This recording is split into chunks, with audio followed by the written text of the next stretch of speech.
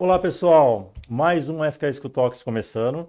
Hoje com Marcela Berger. Ela é sócia proprietária da Berger Advogados. Associados ou sem associados? Sem associados. Sem associados. É maratonista, também é bailarina e mãe da Helena. O mais importante. O mais importante de tudo, né? Com certeza. Seja bem-vinda. Obrigada pelo convite. É um prazer estar aqui com você. Bom, a Marcela é advogada, ela é especialista em tecnologia, né? E Isso. modelo de novos negócios, é isso, Marcela? Isso, eu tenho atuado nesse mercado, né? Já desde 2017 é o mercado pelo qual eu me interessei em tecnologia. Eu sempre atuei com consultoria empresarial. Então, em 2017, eu comecei a ver a necessidade de entender mais esse mercado para que eu pudesse oferecer um serviço para o meu cliente, para eu pudesse acompanhar esses novos modelos de negócios que surgiriam aí com a evolução da tecnologia. Veio pandemia, não preciso dizer que a coisa ela acelerou, o que era para ser em 10 anos, aconteceu em 10 meses. E a gente tem visto aí como estão os avanços desse mercado. Então eu acabei me especializando, eu tenho uma formação em direito tributário e contratos, mas com esse nicho do mercado de tecnologia. Tá bom. Agora vamos voltar um pouquinho para a sua infância. Queria saber um pouquinho sobre a sua vida. Onde você nasceu, como foi a sua infância? Eu nasci em São Paulo, né? Eu sou uma inconformada eterna. Para mim, eu acho que a gente sempre tem que buscar o melhor. E desde pequeno eu sempre fui muito assim, de ser curiosa, de querer entender, de querer estudar, enfim, de sempre buscar melhorar. Eu acho que é claro que eu não entendia isso quando eu era criança, né? Mas eu sempre gostava de um desafio, né? Eu faço balé clássico desde 3 anos de idade, foi a minha grande paixão. Depois veio o direito, obviamente, né? Enfim, aquela coisa do pai, que faculdade que você vai fazer, para onde que você vai e tudo mais. E eu cresci já com a ideia na cabeça de que eu seria uma mulher que seria dona da minha vida, que eu poderia fazer aquilo que eu tivesse vontade. Eu lembro que as minhas amigas, elas todas falavam, me imagino casada com não sei quantos filhos, não sei o quê, nanana. E eu falava, eu me imagino com 37 anos, com o carro tal, morando assim, morando assado e fazendo tal coisa. Então eu sempre tive muito claro na minha vida que eu queria ter um sucesso profissional. E eu tive a sorte, vamos dizer assim, de encontrar uma profissão que me satisfazesse emocionalmente, inclusive, porque eu gosto muito do que eu faço. Então, hoje eu falo que eu consegui chegar naquilo que lá atrás aquela menina desejou um dia de ser uma mulher bem-sucedida. Como que foi o incentivo dos seus pais para isso? O que seus pais faziam? O meu pai, ele sempre me ensinou, né? Ele sempre falava assim, Marcela, 2 coisas que ninguém tira de você, o seu nome e o conhecimento. Então, é o que eu falo, e até hoje, enfim, a gente sempre teve um investimento em educação, por mais que a gente tenha tido aí uma fase bem difícil financeira na nossa família. Eu acho que grande parte do Brasil, em algum momento, aí passou por uma fase de grande dificuldade, e a gente passou por isso também, enfim. Então, mas meu pai, ele sempre falava que em educação, ele estaria ali do nosso lado, ele ia investir. Eu lembro quando eu estava terminando a minha faculdade, fazendo ali a monografia, foi uma dessas fases difíceis e mensalidade atrasada e tudo mais. Eu lembro que teve uma madrugada que eu estava estudando, ele falou, Marcelo, olha, faz aí a sua parte, amanhã eu vou na faculdade e vou resolver tudo. Deixa que eu faço a minha. Cuida aí da sua, faz sua monografia, termina teu curso e tudo mais, que eu tô aqui e vou te ajudar. Então eu falo até, meu pai é meu grande fã, assim. E a minha mãe sempre me dando o estímulo. Minha mãe, ela tem mais aquela coisa assim de, cuidado, filha, não fique estudando até muito tarde, olha só saúde e tudo mais. Mais mãezona, assim, mas a minha mãe, ela tem uma coisa interessante, que ela tem a tranquilidade de que eu vou conseguir. Então, assim, mãe, putz, estou com uma dificuldade, estou aqui estudando até tarde, né? Esse final de semana mesmo eu estava terminando a minha tese de mestrado, acabei 4 horas da manhã. A minha mãe disse, não, tenho certeza que você vai conseguir, mas cuidado com a sua saúde, não fica até muito tarde e tudo mais. Então, eu sempre tive esse estímulo da importância. Meu pai me dando um suporte financeiro na época, eu tive essa sorte, né, que eu sei que grande parte das pessoas não tem essa possibilidade, tem que trabalhar para subsidiar os custos de estudo, mas sempre com esse estímulo de vai, faz, porque você vai ter os frutos disso depois. Eu estava tendo uma conversa semana passada sobre essa história de nós fazermos o que a gente gosta, né? Uhum. O que você acha, Marcelo? Como a gente consegue alcançar isso? Porque eu também sou uma pessoa, acho que nós estamos numa minoria, né, infelizmente, de pessoas que faz o que gosta, né, no trabalho. O que você acha que é fundamental para a pessoa que hoje trabalha com algo que ela não gosta, o que ela deveria fazer para conseguir essa autonomia? Eu acho que eu uso muito uma palavra, né, para a gente ter sucesso profissional, na minha opinião, a gente precisa de coragem. E coragem, inclusive, para buscar aquilo que a gente gosta. Às vezes as pessoas elas ficam muito apegadas ao medo de perder um emprego, um medo de perder um trabalho e não vai buscar aquilo que ela efetivamente gosta ou aquilo que ela acredita. Né? Porque eu acho que quando a gente fala aquilo que a gente gosta, tem muito a ver com o nosso propósito, tem muito a ver com aquilo que a gente acredita no formato que a gente está trabalhando, inclusive, né? Então eu acho que a recomendação, apesar de que acho um pouco forte esse termo, mas eu penso que o caminho seja efetivamente você encontrar aquilo que você gosta de trabalhar e muitas vezes, mas eu não sei exatamente com o que eu gosto de trabalhar, o que você é bom de fazer? Né? Porque eu acho que quando você é bom em determinada tarefa, você consegue se desenvolver. Você vai ter prazer em estudar aquela tarefa. Né? Eu lembro, te dando aí um outro exemplo, até voltando um pouquinho, eu lembro quando eu fui fazer a minha prova da OAB, eu fui a única das minhas amigas que escolheu direito tributário. E todo mundo assim, não, você tá doida, você é kamikaze, direito tributário é a prova mais difícil que tem e tudo mais, porque na OAB a gente pode escolher a área, né, da prova. E a minha resposta foi, bom, se eu vou ter que ficar horas estudando um determinado tema, que seja pelo menos um tema que eu gosto. Não vou para a área de direito penal, por exemplo, que não é uma área que eu gostava, enfim, não é uma área afeta, assim, para mim. Então, eu penso que para a gente conseguir chegar nessa linha, né, nesse ápice de trabalhar com aquilo que você gosta, procurar aquilo que você é bom, aquilo que você faz bem, aquilo que a gente tem prazer em fazer. E sim, ter a coragem de parar e pensar e falar assim, como é que eu vou desenvolver isso? Eu estou no lugar que eu possa desenvolver esse trabalho, que eu faço bem? Estou, legal. De que forma que eu posso fazer? O que é que eu posso entregar? Né? Eu falo muito até para o pessoal do escritório, né? Muitas vezes a gente fica esperando que me entreguem. Não, mas o que você está pronto para fazer? Eu quero trabalhar com direito internacional. Legal, você fala inglês? Não espere que o escritório vá te pagar um curso de inglês para que você depois trabalhe com direito internacional. Porque muito provavelmente virá um advogado já preparado e vai pegar essa vaga. Então, assim, vá você fazer um curso de inglês, vá você se especializar, vá você desenvolver uma nova área para que depois você seja reconhecido. Né? Você imagina, outro exemplo pessoal, quando eu fui trabalhar no mercado de tecnologia em 2017, e até hoje, não tem muita gente que faça isso. Mas é um mercado que eu gosto, assim. Tem gente que fala, putz, Marcelo, essas coisas de Bitcoin aí que você trabalha, sabe assim? As pessoas nem entendem exatamente o que é. Mas eu tenho prazer em estudar temas relacionados à tecnologia, estar em eventos relacionados à tecnologia e não somente a direito. Então, eu acho que precisa buscar, né? Quando eu falo da coragem, a coragem é a vontade, tem que buscar.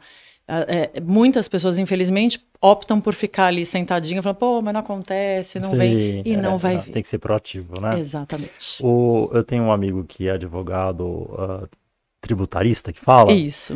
E eu fiz uma brincadeira com ele, obviamente que é uma brincadeira exagerada, na semana passada.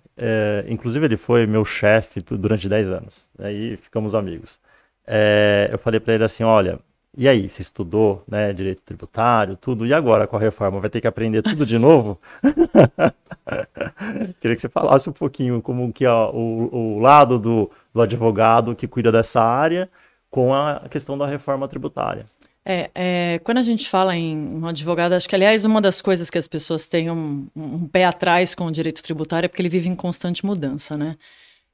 Não é novidade que a gente tem alteração na legislação, nos regulamentos, nos decretos e tudo mais, diariamente, dependendo da sua área de atuação. Assim, já existem estudos que, assim, no ano, se eu for fazer uma média, eu tenho aí 2 novas normas por dia na área de direito tributário.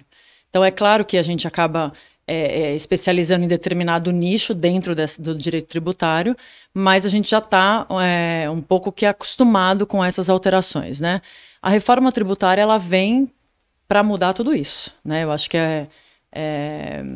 muda a estrutura, né? A gente tem novos conceitos, inclusive, né? Ainda é tudo muito novo, por mais que a gente tenha aí um barulho grande no mercado com a preocupação, porque de fato a coisa aconteceu muito mais rápido do que se pretendia, Não em termos de necessidade, porque se fala em reforma há muito tempo, em necessidade de reforma tributária há muito tempo, para a gente simplificar o nosso sistema tributário, mas fato é que o projeto que foi levado para aprovação na Câmara, ele é um projeto que ele não foi estudado, ele não foi esmiuçado. Tá? De uma forma muito simples, a gente tinha 2 propostas de emenda à Constituição, fizeram um mix e levaram para aprovação. Assim, de uma forma bem simples. Meio que às pressas, né? Bem às pressas.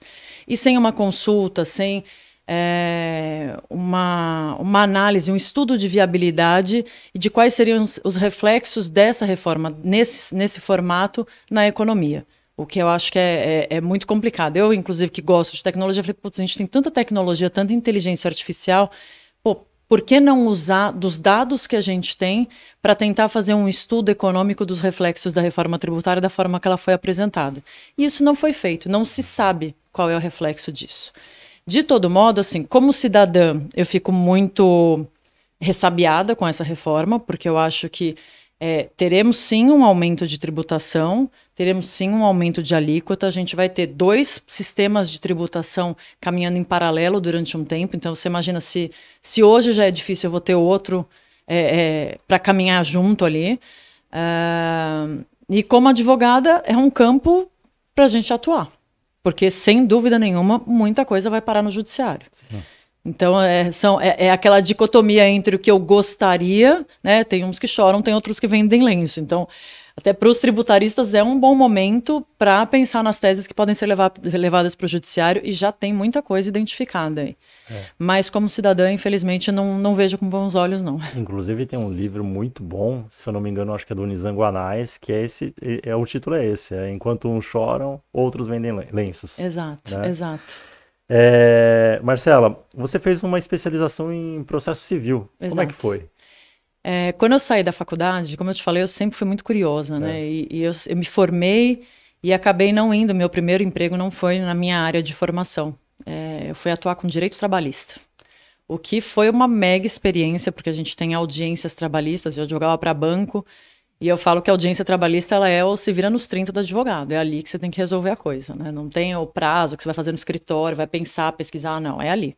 Então isso inclusive me deu assim uma casca boa para enfrentar outras situações aí, mesmo no direito tributário. E depois que eu me formei atuando na área trabalhista, eu já tinha aí o meu conhecimento em tributário, em direito consumidor e tal. Eu percebi que muitos processos, eles se perdiam na parte processual. Uhum. Hoje eu falo que o processo civil ele é a água do direito. Tudo você precisa entender porque você tem exatamente o processo. De que forma vai acontecer isso processualmente? Eu vou discutir uma questão tributária, eu vou usar subsidiariamente o processo civil. Eu vou discutir uma questão de direito consumidor, eu vou usar subsidiariamente o processo civil. É esse o formato pelo qual a gente vai caminhar aí para obter a decisão judicial. Vou atuar com contratos, que é a minha outra área de atuação. Vou discutir uma cláusula contratual, uma multa, uma formação de contrato, alguma coisa assim. A minha base para esse processo vai ser o processo civil. Então, quando eu decidi que eu queria estudar alguma coisa logo depois que eu me formei, eu falei, já estava vindo inclusive uma alteração importante no Código de Processo Civil, na parte de execução. Falei, é isso aqui que eu preciso mergulhar. Porque eu preciso entender como eu vou tocar processualmente uma questão que eu vou levar para o judiciário. Então, por isso que eu fui primeiro para essa pós-graduação. A parte voltando lá para a questão do Bitcoin, blockchain, isso é a especialidade do seu escritório, é isso? Exato. Vocês trabalham com isso hoje? Exato, isso. Porque assim, é o que eu falo, a gente tem, em termos de regulamentação, a gente não tem muita coisa ainda, está tudo muito recente. Mas é importante que a gente entenda deste mercado para que a gente possa oferecer o melhor serviço para o cliente. Te dou um exemplo simples. Eu posso fazer uma estruturação de uma operação que envolva bitcoins e blockchains. E eu vou fazer ali a parte de contratos. Contratos eu sei fazer, o outro advogado contratualista sabe fazer também, enfim. Mas eu preciso entender do mercado, eu preciso entender dos pormenores dessa operação. Preciso entender de tecnologia. Por exemplo, eu preciso garantir uma questão de propriedade intelectual, eu preciso saber de que forma que vai transacionar, não adianta... eu já sentei na mesa com advogados muito bons para discutir contrato que não entendiam de tecnologia e o contrato ele simplesmente não servia para aquela operação. Então, mais do que fazer algo especializado em legislação, alguma coisa assim, não diria isso para você porque não é o que acontece, é conhecer esse mercado para conseguir estruturar a operação da melhor forma dentro do que a gente tem de legislação hoje. Uhum. E para onde esse mercado vai, na sua opinião? Esse mercado de tecnologia, blockchain, Bitcoin, quais são as próximas etapas que você vê e desafios assim no mercado mais voltado para o jurídico? Eu não digo que é um futuro, porque é um presente, né? É um mercado que ele começou com muita espuma, então eu acho que ainda assim está começando a baixar a espuma para a gente ver exatamente o que acontece.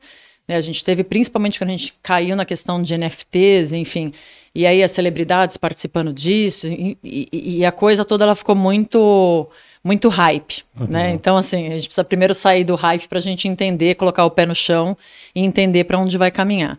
Eu acho que sim, a regulamentação ela está caminhando num sentido bacana, né? O Brasil, inclusive, é um dos países pioneiros em termos de regulamentação. É importante que a gente diga que a ausência de uma regulamentação já sólida não é só um privilégio do Brasil, o mundo inteiro ainda discute isso, até porque a gente tem uma dificuldade que enquanto a gente está aqui conversando, uma coisa nova está surgindo.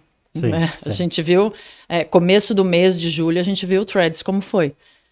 Foi uma coisa, assim, em questão de horas, foram milhões de usuários. Né? Então, é um mercado muito rápido e, com certeza, a gente tem uma regulamentação com relação a isso, é muito difícil. O que eu acho, o que eu sempre, quando a gente conversa sobre isso, eu acho que assim, não adianta a gente querer usar o formato que a gente tem hoje de lei, de regulamentação. Tá? Quando eu falo regulamentação, falo seja a lei ou as normas infralegais. Eu acho que não adianta, é meio como aquele brinquedo de criança que tem a bolinha e a gente fica querendo encaixar um quadradinho ali. Uhum. Não vai servir, porque o nosso modelo era para outros modelos de negócio. Nosso modelo de sistema legislativo eram para outros modelos de negócio. Agora a gente tem uma rapidez. Então, um novo formato ele tem que surgir. Mas eu penso que os responsáveis por estabelecer essas normas aos poucos estão abrindo para ouvir da população, para ouvir do mercado, né? Quando eu falo da população, é do mercado, dos estudiosos sobre o tema, quais são as necessidades. Porque a gente ainda tem uma outra dificuldade. Quando a gente fala em tecnologia, a gente tem uma questão de descentralização. Quando a gente fala em blockchain, em Bitcoin, em criptomoedas, a gente tem a base delas é a descentralização. Se eu faço uma legislação muito sólida, muito rígida, eu tenho a centralização, porque eu preciso de alguém que regulamente e alguém que controle o cumprimento dessa lei. Uhum. Então, existe realmente uma dicotomia aí entre o regulamentar e o não trazer uma rigidez para a situação. E qual país você vê como referência nessa questão dessa legislação de tecnologia e também, talvez, na questão de fake news, de combate a fake news? Qual país? Tem algum país que é referência na legislação? Eu acho que, assim, no geral, os países da Europa. Eles estão um pouco mais... eles já trabalharam mais com relação a isso. Assim, não tem nenhum... Respondendo objetivamente a sua pergunta, assim, hoje não tem nenhum que seja um expoente. Assim, vamos, pô, ele é um exemplo e tudo mais. Eu acho que está todo mundo meio que caminhando no mesmo ritmo. Uhum. Tá? Cada um com a sua dificuldade, cada um fazendo a sua aprovação. Por exemplo, a gente está aí diante do real digital, que está muito em voga agora. Já teve países que analisou a questão da moeda digital e optou por não ter, por exemplo.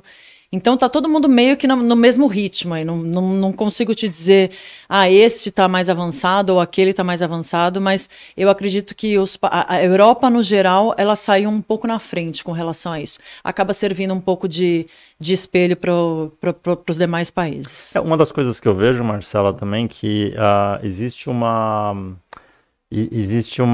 falta de comunicação do que acontece lá em cima, principalmente no Congresso Nacional, né, nas aprovações de leis, com a população. Porque, por exemplo, hoje na nossa agência, na ESCA-ESCO, faz quanto tempo que a LGPD foi aprovada? 2 anos, talvez? Pouco mais. Até hoje tem gente que chega pra gente e fala, olha, a gente não fez atualização do nosso site com a LGPD, vocês fazem? A gente faz. Mas, assim, demora muito tempo para as coisas chegarem para a população, para o pessoal se adequar, sabe? Isso eu estou falando de PJ, né? Empresa que não se adequou à LGPD ainda, né? Em coisas básicas. Mas, enfim, voltando aqui, você foi coautora de 2 livros, é isso? Isso. Que é o Direito Tributário e Educação. Exato. E o outro, A Nova Era da gestão jurídica. Exato, esse é o último. Quando foi, como foi? Esse sobre educação faz bastante tempo, já acho que já tem uns 10 anos. E era um artigo bem técnico, eu fiz em coautoria para falar sobre imposto de renda e educação. Foi um grande desafio, porque a gente tem toda uma forma de redação distinta quando a gente escreve um artigo, né? Esse último de evolução da gestão jurídica e tudo mais foi um grande presente, né? Eu recebi um convite aí dos organizadores da Fenaló para participar. Eu fui a única advogada que participei desse livro, porque ele tem esse foco realmente de gestão jurídica. E me convidaram para falar exatamente dessa parte de tributação, né? Quais seriam aí as grandes dificuldades, né, de tributação aos novos modelos de negócios. Então foi bem interessante, inclusive a gente teve a oportunidade de já fazer algumas palestras com relação aos artigos desse livro, a gente levou esse tema para dentro da OAB São Paulo, e assim, sem dúvida nenhuma os advogados, nós temos já essa fama de serem um pouco resistentes com tecnologia, né? E falo porque eu vivi isso, acho que eu fui uma das últimas advogadas que abandonei a fichinha de papel, porque eu falava, gente, se sumir esse sistema, como é que eu vou saber que estão os meus processos? Os meus processos, eu quero essa fichinha. Então a gente tem realmente uma resistência, mas foi muito legal que a gente conseguiu tratar esse tema aqui junto ao OAB, outros órgãos da classe também, que são importantes, porque eu acho que, até pelo que você falou da LGPD, né, eu acho que existe a necessidade de educar com relação às normas, né, de como você vai tratar determinada situação, e existe, eu acho que quando a gente fala de tecnologia, Bitcoin e tudo mais, eu acho que existe a necessidade da gente desglamorizar um pouco o tema, sabe? Eu acho que a gente já fala de um tema que ele tem diversos verbetes aí que não são nem do nosso idioma, né? São diversos vocábulos aí que a gente não está acostumado a tratar no dia a dia. O sistema ele já não é aquilo que a gente pode ver e tocar, né? Que os homens estão acostumados a isso, né? Ah, isso aqui é uma xícara, ok. E o que é um blockchain? Que eu não consigo ver, eu não consigo tocar. Eu não consigo te mandar, tenho como mandar de repente um desenho ali de como funciona, mas a gente não consegue, né? Não é algo tátil. Então, eu vejo até que é uma importância, uma função, né? Uma missão de quem gosta desse tema, é a educação digital. Tornar aquilo mais acessível, mais compreensível para o povo. Sabe, assim, eu lembro, como eu te falei, né? Quando deu problema na FTX, né? Aquela questão que teve um desvio de capital e tudo mais. Pô, essas coisas de Bitcoin aí que você trabalha, Marcelo. E não é isso, assim, vamos separar qual foi o problema, o que é Bitcoin, o que é NFT. Então, assim, é uma missão nossa, eu acho, né, de tirar um pouco dessa coisa de, nossa, eu sei os termos e eu falo diferente, eu falo difícil, para realmente trazer para a população para que elas entendam. Né? Acho que quando a gente conhece uma coisa, a gente tem menos medo, inclusive. Vai trazer mais segurança e melhor para a gente, porque vai ter a tecnologia muito mais no nosso dia a dia. Sim, sim. Marcela, tem algum caso assim que você possa contar para a gente que foi interessante relacionado à tecnologia, até essa questão de blockchain, que você cuidou, ou que você viu, assim, né, que você achou interessante até vendo na imprensa? Tem algum caso assim bem talvez disruptivo aí para contar? Olha, a gente tem muitos casos que, não vou nem dizer para você disruptivo, eu acho que em termos de disrupção a gente tem os números, né, que a tecnologia traz, que eu acho que sem dúvida alguma é uma diferença, assusta em termos de volume, assusta em termos de amplitude, né? A internet ela não tem limite territorial, ela não tem limite temporal. Então ela chega onde ela quiser. Né? Na verdade, hoje, com a Web3, ela chega onde os usuários quiserem, porque são os usuários quem fazem a internet. Né? Em termos de tecnologia, o que eu dos casos mais importantes que eu participei eram aqueles que envolviam questões de propriedade intelectual. Né? Como eu falei para você, por mais que a gente já esteja acostumada a atuar com determinadas áreas, com área de contrato e tudo mais, as pessoas elas não estão muito afetas a terem a cautela necessária com algumas questões pertinentes a esses novos modelos de negócios. Eu tenho clientes que, assim, o maior bem dele, eu brinco que é a CPU mental dele. Então, assim, é a propriedade intelectual dele. Sim. Então, se você vai entrar numa sociedade, pense como você vai sair dessa sociedade. Então, acho que os maiores cases que eu já tive foi exatamente de discussão de propriedade intelectual, né? Como é que fica isso numa sociedade? Quem que leva isso para dentro de um projeto? E quando a gente fala em startups, existem muitas que infelizmente não dão certo. E de que forma que esse projeto, se por acaso não der certo, como é que eu vou desfazer isso? Para onde vai a propriedade intelectual? Né? Então eu acho que, tirando esses casos que a gente tem, muito divulgados na mídia, muitas vezes eles de uma forma não muito positiva, né? Porque eu acho que, eu só lamento que não é exatamente explicado a fundo o que efetivamente acontece, né? Eu acho que eu pessoalmente são casos realmente envolvendo propriedade intelectual. Eu não sei se você está acompanhando o caso lá em Hollywood, daquela situação da inteligência artificial versus os humanos, né? Que eles estão... teoricamente já dá para substituir os humanos, né, pela inteligência artificial, você usando a imagem desses atores e atrizes para fazer os filmes. Como que você vê essa questão jurídica disso? Porque a briga deles da hoje é essa, né? É você utilizar aquele ator, aquela atriz para fazer o filme presencialmente, né? E você ganhar a grana lá, né? O seu cachê pelo filme, que são milhões e milhões, e o que a indústria está querendo fazer é trocar isso, falar, ó, você cede a sua imagem aqui, a gente vai fazer filmes daqui com a sua imagem por 500 anos, né? Você não vai precisar mais atuar ali. Como que você vê essa discussão? Onde ela vai parar, na sua opinião? Então, eu volto para aquele ponto da necessidade, é aí que eu falo muito da necessidade da regulamentação dos novos modelos. Quando a gente fala de novos modelos de negócios, esse é um exemplo que você trouxe excelente para a gente falar sobre isso, né? Então, se eu não vou ter a pessoa ali presencialmente, de que forma que eu posso fazer esse contrato? Eu posso, de repente, ceder a minha imagem para que você faça esse filme especificamente. E, de repente, pelo mesmo valor. Por que não? Né? Então, eu acho que, assim, eu sei que existe a resistência no mercado jurídico, também existe essa resistência, existe muita preocupação de, o advogado ele vai ser substituído pela inteligência artificial, o chat GPT vai substituir o advogado. Você imagina, eu sou contratualista. Hoje em dia, se você abrir o chat GPT e pedir, eu quero um contrato de locação, ele faz para você em 5 minutos. Né? Só que eu acho que, assim, a grande questão, e aí trazendo para o meu lado aqui, né, eu penso que é a nova forma de atuar. Nós precisamos nos adequar. Porque a tecnologia ela não vai parar.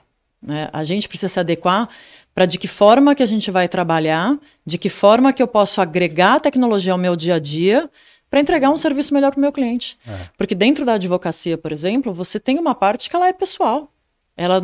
Você não consegue fazer aquilo através de um sistema. O atendimento que você faz para o seu cliente, o telefone que você atende para você dar um suporte para ele. Que seja no pessoal do contencioso, né, que tem a questão das petições, que elas podem serem feitas de forma automatizada. Tem a tese que você desenvolve, tem a audiência que você realiza. Que não vai ser nenhuma inteligência artificial que vá substituir isso. Pelo menos não por enquanto não tem, né? Então, eu acho que mais do que qualquer coisa, né, eu entendo, e como eu te falei, já tive minha resistência com relação à tecnologia, mas eu acho que, voltamos, né, para a história que uns choram, outros vendem lenço. Por que não a gente usar a tecnologia a nosso favor para fazer aquele trabalho burocrático mais rapidamente e conseguir fazer aquilo que a inteligência artificial não faz? Né, eu penso que é muito assim, eu passei eu sempre gosto até de falar nas palestras que me perguntam isso. Eu lembro que quando eu fazia a época de faculdade, que eu fazia estágio, eu estagiava na execução fiscal federal, no fórum. E lá, na minha época, as petições eram físicas. Uma das minhas funções era carimbar as petições e pôr número, numerar processo. E começou a falar sobre petição eletrônica naquela época, acho que 2002, mais ou menos. Falei, imagina que vão fazer processo eletrônico, gente. Vão fazer o quê com esse monte de funcionário aqui? Não vai ter, esquece. Hoje em dia não existe mais processo físico praticamente. Né? Então, assim... Mas os funcionários continuam. Os funcionários continuam. Não, e eu penso que, assim, hoje em dia, por exemplo, uma das grandes reclamações dos estagiários é que a gente ficava no fórum o dia inteiro para ver andamento de processo. A gente não escrevia. Tanto que eu lembro que quando eu comecei a contratar estagiário para o meu escritório, a pergunta era muito assim, quanto tempo a gente vai ficar na rua e quanto tempo a gente fica aqui escrevendo? Porque a gente quer fazer redação para a OAB. Essa é a grande função, né, do estágio para o estagiário. E hoje os estagiários eles ficam dentro do escritório, porque eu preciso consultar um processo, eu vejo via sistema. Eu preciso protocolar uma petição, eu protocolo via sistema. Eu não tenho mais, nossa, acho que eu passei meu estágio inteiro no Fórum João Mendes, andando naquela escadaria lá para pegar andamento de processo e anotar na tal da ficha que eu te falei. Então eu acho que assim, é uma adequação, eu acho que é um exemplo que a gente tem, que a tecnologia ela veio pro mercado da advocacia, pro mercado jurídico. Ela foi muito positiva, porque hoje os estagiários, eles de fato ficam dentro do escritório estudando, fazendo pesquisa de jurisprudência, que também facilitou. É o que eu falo, gente, uso o ChatGPT para fazer uma pesquisa de jurisprudência. É um espetáculo. Eu usei o ChatGPT para fazer agora a minha tese do mestrado. Eu precisava de um artigo sobre tecnologia, o que estava acontecendo em 1972. Procurei por ele. Obviamente que eu não pedi para a ferramenta fazer a dissertação, né? Mas sabendo usar, nos auxilia demais. Mas é isso que você falou, acho que tem que ter uma grande... As pessoas têm que se adequarem às tecnologias do que está acontecendo. Aí você pegou o exemplo lá dos datilógrafos, né? E o exemplo de agora que quando eu entro num Uber ou num táxi, e aí tem, agora menos, né? Mas há uns anos atrás que o motorista do Uber criticava o motorista do táxi e o motorista do táxi criticava o cara do Uber. Eu falo assim, gente, vocês têm que se adequar, né? Porque daqui 10 anos não vai ter nem motorista de Uber e nem motorista de táxi. Então, assim, já vai se preparando aí, porque logo, muito provavelmente, né? Eu não sou a mãe de Iná, mas muito provavelmente... vocês vão perder o emprego de vocês. Então essa briga aí de vocês não vai levar a nada. Porque daqui 10 anos o carro autônomo, muito provavelmente, né? Estamos em 2023, 2033 eu acho que a maioria dos carros vão ser autônomos, né? Mas é isso aí de você, né? Procurar... Bom, tá vindo uma tecnologia, quer lutar contra? Não luta contra. Vamos se adequar a isso, né? Exato, é isso que eu penso. Eu acho que em termos de... então, como é que vai ser remunerado, né? Nesse caso que você falou de Hollywood, mas como vai remunerar isso? De que forma vai acontecer? Acho que a gente já teve alguns casos, por exemplo, de acidentes fatais até em Hollywood, enfim. Talvez olhar para esse lado, eu não estarei lá 100% ou fazer um híbrido, né? O presencial com o remoto, enfim. Eu entendo e acho super legítimas essas manifestações, porque, de fato, também não pode ser uma coisa imposta. Eu acho que é muito complicado isso, e a gente sabe que a indústria do cinema é uma indústria muito forte, né, muito poderosa, sabe melhor do que eu, né? Aí já é mais até a sua praia de comunicação, mas eu acho que vale para dar uma freada, como eu te falei, deixa a espuma baixar, regulamenta da forma que tem que ser e estabelece novos parâmetros aí para tocar essa operação. O que eu mais quero é que o Harrison Ford continue atuando como Indiana Jones por mais 30 anos. Olha que beleza. Ele tá com 81 agora, né? Acabou de lançar um filme, mais 30 anos, aí eu acho que vai precisar de inteligência artificial. Já te garante mais uns 2 filmes, pelo menos. Marcela, voltando pra vida pessoal. Maratonista. Quantas maratonas? Eu só fiz uma até agora. Qual foi? Foi a Maratona de Paris, fiz o ano passado. Era uma prova, eu fiz uma porque eu tive uma pandemia no meio do caminho, né? Essa prova ela era para ter acontecido em 2020 e, enfim, a prova era em abril e em março cancelaram a prova. Eu lembro que eu cheguei a fazer meu último treino, antes de eu saber que tinham cancelado a prova, eu tinha feito 35 quilômetros, que geralmente é o treino mais longo que a gente faz, né? A gente não chega até os 42. E aí eu fiquei sabendo que cancelaram a prova. Enfim, e a gente não tinha ideia do que estava por vir, né? A gente estava naquela coisa, não, mas não precisa, não sei o quê, não cancela, a gente está se preparando há um ano e tudo mais, enfim, obviamente tinha que ter sido cancelado, foi acertadamente cancelada. E aí veio pandemia, ficou aquela coisa, a gente passou por aquele período que a gente nunca sabia quando ia acabar, né? Eu lembro que quando me informaram que a minha filha ficaria 15 dias sem aula, eu falei, como assim? 15 dias sem escola? Esse povo tá doido? E acabou virando o que virou. 15 dias virou um pouco mais. Virou um pouco mais. E aí, quando acabou a pandemia, né, que a gente realmente não sabia exatamente como ia acontecer, eu falei, não, vou voltar a treinar e vou pôr essa prova para acontecer. Então, o ano passado eu fui lá. Em Paris. E aí, como foi? Os últimos 3, 4 quilômetros é campo de guerra, né? É um pouco mais. Você conseguiu completar? Completei. Mas a partir do 30º, assim, você realmente... Deixa o corpo levar, né? Vai. Não, é uma coisa, assim, surreal, mas o que eu acho que é muito legal, assim, o meu propósito de fazer a maratona foi uma coisa muito de autoconhecimento, né? Primeiro eu queria eu queria entender a questão física Tipo, deixa eu ver como é que meu corpo funciona, tomando suplemento, me alimentando bem, né? A gente tira as bebidas alcoólicas, então aí não pode sair, não sei o quê. Na véspera. Dorme bem, né? Que é uma coisa que geralmente a gente não está acostumado a fazer. Então, inclusive eu aprendi muito em termos de saúde, porque eu vi exatamente isso como acontecia no meu corpo. A semana que eu me alimentava bem, dormia bem e tudo mais, os meus treinos eles rendiam muito mais. Então foi por uma questão dessa e no meio do caminho eu percebi, no meio dos treinos, eu percebi que eu sairia ali com um legado mental muito legal. Porque, de fato, a questão toda é mental. O nosso corpo ele não está preparado para isso. Né? Então, nos nossos treinos de uma maratona, para que você ganhe efetivamente aí uma resistência física, mas eu falo que é uma pancadaria mental a cada treino, porque você está ali treinando, você acordou cedo, você acorda cedo exatamente... Eu acordava 4 horas da manhã, porque às 8 eu queria estar com o meu treino pronto, porque...